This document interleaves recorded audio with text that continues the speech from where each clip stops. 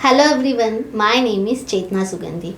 Budget 2025 में ये declare हो चुका है कि जो हमारा ओल्ड इनकम टैक्स एक्ट 1961 था वो पूरा के पूरा अब ख़त्म हो चुका है। अब आ गया है नया इनकम टैक्स एक्ट 2025। ये मैंने इनकम टैक्स एक्ट 2025 जो बिल है उसे ओपन किया है। ये अभी तक मतलब इसे प्रेजेंट तो किया गया है बट अभी तक इसे इम्प्लीमेंट नहीं किया गया है। इसका जो इम्प्लीमेंटेशन होगा provided in this act it shall come into force on the 1st April 26 means जो हमारा आने वाला अगला साल होगा तब से ये जो नया एक्ट है एंड इसमें जितने भी सेक्शंस में चेंजेस हुए हैं, जो नंबरिंग चेंज हुआ है वो नेक्स्ट ईयर से हमें जो है एप्लीकेबल होगा, स्टार्ट हो जाएगा। तो भले ही वो बजट 2025 में आया लेकिन ये बहुत सारे लोगों को क्वेश्चन था कि ये कब से एप्लीकेबल होगा। तो ये एप्लीकेबल होगा 2026 1 अप्रैल 2026 से एंड ये पूरे इंडिया में एप्लीकेबल होगा। एंड इसका जो नाम है वो है इनकम टैक्स एक्ट 2025। पहले जो था हमारा था 1961, अब इसे कर दिया है ख़त्म, अब हो गया है 2025। ऐसा क्यों किया? क्योंकि आप अगर देखोगे जो 1961 जो एक्ट था इसमें अभी तक काफ़ी ज़्यादा अमेंडमेंट हो चुके हैं। फिर चाहे वो रेट्स को लेके हो, TDS के सेक्शंस को लेके हो, लिमिट्स हो, एग्जम्पशंस हो, कैपिटल गेन को लेके जो प्रीवियस बजट में चेंज हुआ था 2024 में इंडेक्सेशन को हटा दिया गया है। तो ऐसे काफ़ी सारे अमेंडमेंट हुए थे। तो इतने अगर अमेंडमेंट्स हुए हैं तो बेटर है कि नया एक्ट ही आ जाए। इसीलिए नया एक्ट जो है वो आ चुका है एंड वो कब से एप्लीकेबल होगा? 1 अप्रैल 2026 से।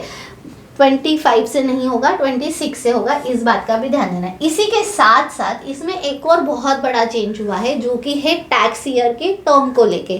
तो आज इस वीडियो में हम उसी के बारे में बात करेंगे। ये पूरा बिल है इनकम टैक्स बिल 2025।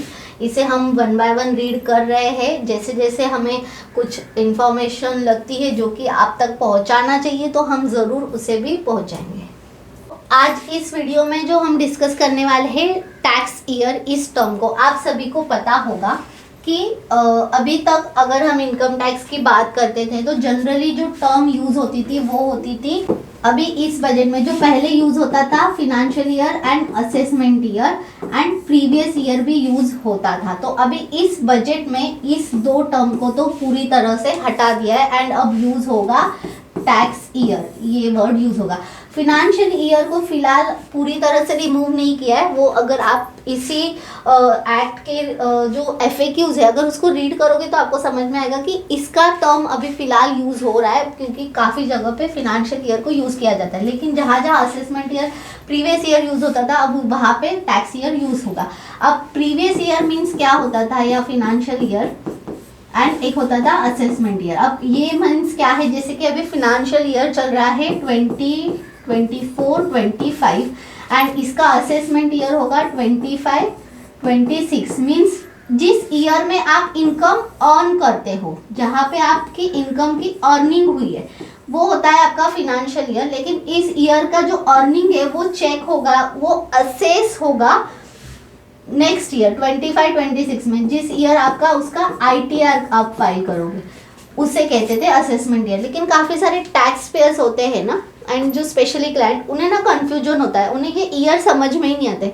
अगर कोई इनकम टैक्स से कोई मैसेज ही आ गया या कोई मेल ही आ गया तो वो असेसमेंट ईयर जनरली वहाँ लिखा होता है तो वो ईयर ही चेक करते हैं, लेकिन ये नहीं देखते कि उसका जो फिनेंशियल ईयर होता है वो उसका प्रीवियस ईयर होता है। तो ये सब बहुत ज़्यादा कन्फ्यूजन हो रहे थे लेकिन इसमें उसे चेंज कर दिया एंड एक वर्ड आ गया टैक्स ईयर। अब वो डेफिनेशन क्या है?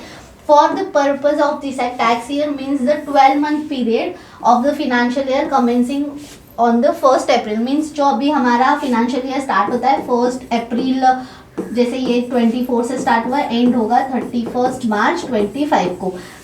तो जो 12 मंथ्स का ही होगा एंड 1 अप्रैल से ही स्टार्ट होगा। काफ़ी सारे लोगों को ऐसा लग रहा था Jan to December होगा, लेकिन नहीं, अप्रैल टू मार्च ही रखा है। In case of business or profession newly set up or source of income newly coming into existence in any financial year, tax year shall be the period beginning with the date of setting up such business or profession or such source of income newly come into the existence and ending with the said financial year। मान के चलिए कि कोई जो business है, अभी जैसे कि अभी हम है मंथ ऑफ फेब्रुवरी, अभी हम हैं फेब 2025 में। तो अगर कोई फेब 25 के कोई भी डेट को अगर कोई बिजनेस स्टार्ट करता है या कोई पर्सन सैलरीड है जो कि नया नया जॉब स्टार्ट कर रहा है, तो उसकी जो फेब एंड मार्च की होगी वही इनकम हम कंसीडर करेंगे फिनेंशियल ईयर 24-25 के ITR के टाइम पे।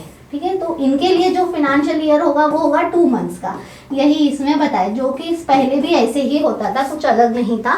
बस अभी एक ही चेंज कर दिया है कि जहाँ पे वर्ड यूज़ होते थे असेसमेंट ईयर या प्रीवियस ईयर, वहाँ अभी वर्ड यूज़ होगा टैक्स ईयर। फिनेंशियल ईयर तो फिलहाल फिर भी यूज़ हो रहा है। इसकी और बेटर अंडरस्टैंडिंग के लिए जो FAQ के सेक्शन से अगर उसे रीड करोगे तो और ज़्यादा समझ में आएगा।